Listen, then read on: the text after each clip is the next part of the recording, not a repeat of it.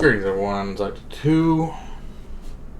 Just finished the Andromeda Evolution that I thought was by Michael Crichton, because Michael Crichton, huge red letters on the front. Then you get down here, a novel by Daniel H. Wilson. Okay, so I thought, I was like, I got a couple days before work this week, and I'm in the mood to read a book, so I picked something that's kind of quick and finished it tonight. And turned out it wasn't by Michael Crichton at all. I mean, it's based on his original Andromeda strain from 50 years ago. And it does kind of sound the same. He wrote it in kind of the same way. And this is like, there's diagrams and stuff like this one had, but it's I think Andromeda strain was probably a little bit better. This one, both of them, you read them and it's like you're watching a movie. It feels like, yeah, it just feels like you're watching a movie. It goes by pretty fast, pretty action-packed. Daniel H. Wilson, he wrote Robopocalypse and Amped that I've read. I think he was on Joe Rogan a long time ago, that's where I heard of him. And then he wrote Robogeddon? Robot Uprising? Something like that. Robogeddon. He's way into robots, and I think this would actually make a good movie because one of the main characters, I'm not going to give you the spoiler of what you find out at the very end, which is pretty dope. I wasn't expecting it at all. He is from the original Andromeda incident. His dad was the guy in the first book, and he's like a robotics expert. So like when they do the Operation Wildfire thing, they did the same thing in the first book, and they assembled a team of genius scientists because this Andromeda stuff is broken out in the Brazilian Amazon rainforest. Apparently there was a Chinese satellite that came down that they had like this Chinese scientist that she wouldn't really tell them everything about it, and then you have this woman that's like what is it, paraplegic or something. She's like, she was really smart, so she got onto the International Space Station, so she's like eyes in the sky, but she has like this neural interface to interact with like robots and stuff because her legs don't work, and it's so she couldn't walk, so she's like, I'll fly, so she gets into like NASA and stuff and becomes a scientist. But the guy, Dr. Stone, he's like the robotics guy, and like Daniel Wilson just loves robots, you can tell. Every one of his books is about AI and robots and stuff. He's got this backpack with these 12 or more hummingbird, or what are they called? Shit, they said it like several times. What's that little bird? Parakeet drones or something? They're little drones based on some bird, right? And then like they'll fly around him in like a swarm, constantly like absorbing data and mapping shit. And then he's got this backpack. They'll fly onto his backpack and land and recharge, like 12 of them or something. And he has this one drone that he sends like above the canopy so they can communicate with the satellites and stuff. It's pretty cool. I think that would make a really cool like movie to have a guy with a crazy drone backpack. And there's also this African scientist that's pretty interesting, I think. People would probably like.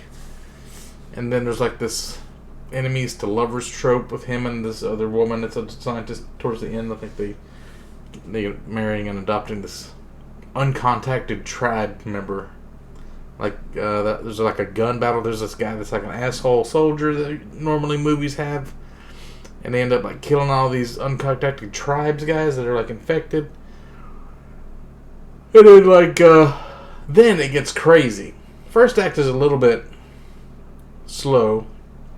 It kind of reminds me of like a Congo or what's that King Kong movie, Skull Island? Kind of reminds me of something like that with the jungle part in the beginning, and then there's like basically they had satellite image of this thing that landed in the Amazon. It was like the structure. It was building like a building or something. They didn't know what it was, so they sent in this crew 30-mile perimeter around it, and they get closer and closer to it, and they finally find out that it's a big hydroelectric dam making electricity, and there's this other structure in the middle of a lake. So then they find out the woman that's in the ISS, she's like a big traitor, and she's like figured out how to manipulate the Andromeda particle which evolved from like the first one that kills humans, it coagulates your blood. The second one, it turns rubber into dust. So it's kind of like she thought that it was meant to keep humankind on Earth, because any kind of space exploration requires like rubber seals and stuff.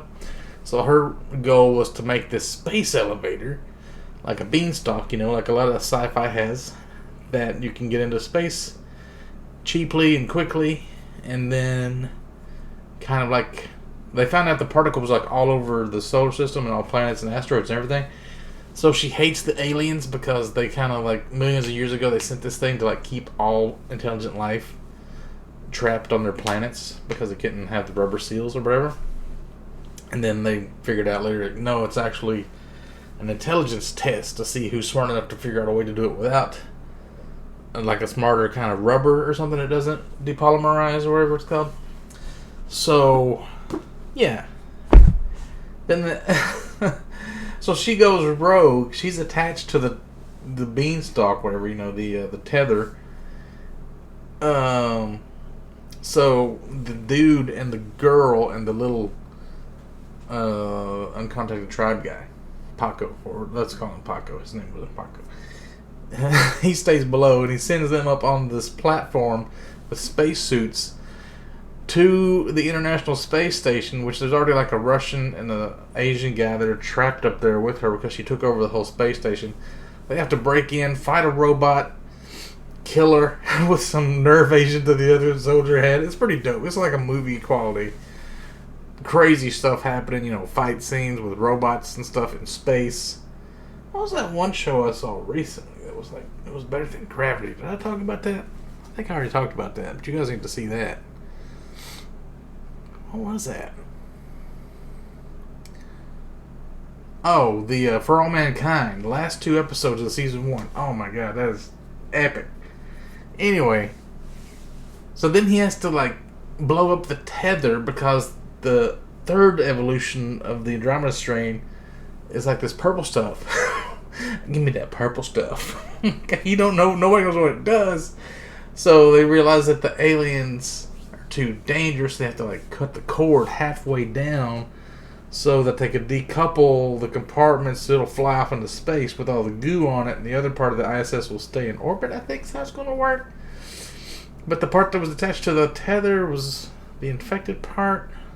So how would it fly away? Because it's got all that weight on the bottom. I didn't really understand the end of it that much, but like, he has to take a shaped explosive bomb that they had on the ISS. He's like, well, I have to fucking make a bomb. We can do that, but obviously we can't make a bomb. And they're like, actually, you actually do have stuff up there to make a bomb with. Hee hee hee. Like the Russians had some shaped explosive up there.